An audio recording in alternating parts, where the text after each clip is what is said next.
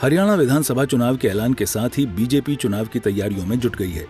लगातार बैठकों और मंथन के दौर के बाद बीजेपी ने आखिरकार राज्य की कुल 90 विधानसभा सीटों में से 67 पर टिकटों का ऐलान कर दिया है, जिसके बाद अब बीजेपी की 23 विधानसभा सीटों पर सस्पेंस बना हुआ है। इसी कड़ी में बीजेपी चुनाव कार्यालय मंगल कमल में विधानसभा चुनाव सह प्रभारी बिप्लब कुमार देव ने प्रेस कॉन्फ्रेंस का आयोजन किया, जिसमें बीजेपी प्रदेश अध्यक्ष मोहनलाल बड़ौली भी शामिल हुए। प्रेस कॉन्फ्रेंस के दौरान विधानसभा चुनाव सह प्रभारी बिप्लब देव ने कहा, बीजेपी ने 90 में से 67 प्रत्याशियों के नामों की लिस्ट जारी की है। इतनी बड़ी लिस्ट बीजेपी का विश्वास, संगठन की ताकत और मजबूत नेतृत्व की ओर इशारा करती है।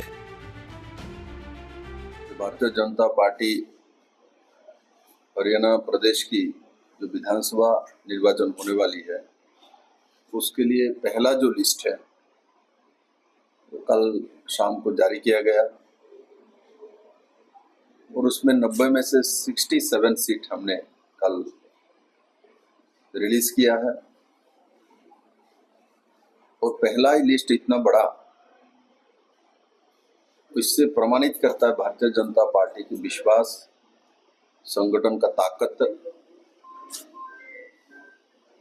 और साथ ही साथ एक स्पष्ट नेतृत्व के तरफ इशारा करता है। साथ ही उन्होंने कहा कि बीजेपी की पहली लिस्ट में दलित समाज, जाटव समाज, वाल्मीकि समाज, बाजीगर समाज, धानक समाज और बावरिया समाज, पिछड़ा समाज, ब्राह्मण समाज, पंजाबी समाज, जाट समाज, राजपूत, सिख जाट समाज का प्रतिनिधित्व देखने को मिला है। बीजेपी का हर कार्यकर्ता प्रधानमंत्री नरेंद्र मोदी के साथ है। इसमें 14 पिछड़ा वर्ग के प्रतिनिधि रखा गया है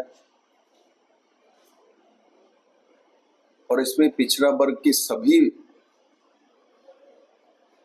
सामाजिक संतुलन को रखते हुए हमने अपने कैंडिडेट को चयन किया है।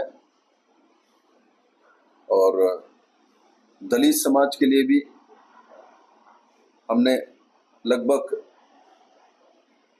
सभी जो हमारे दलित समाज के प्रतिनिधि आए इस लिस्ट में आपने देखा, इसमें जाटव समाज से भी है, वाल्मीकि से भी है,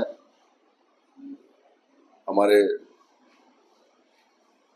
बाजीगर समाज से भी है,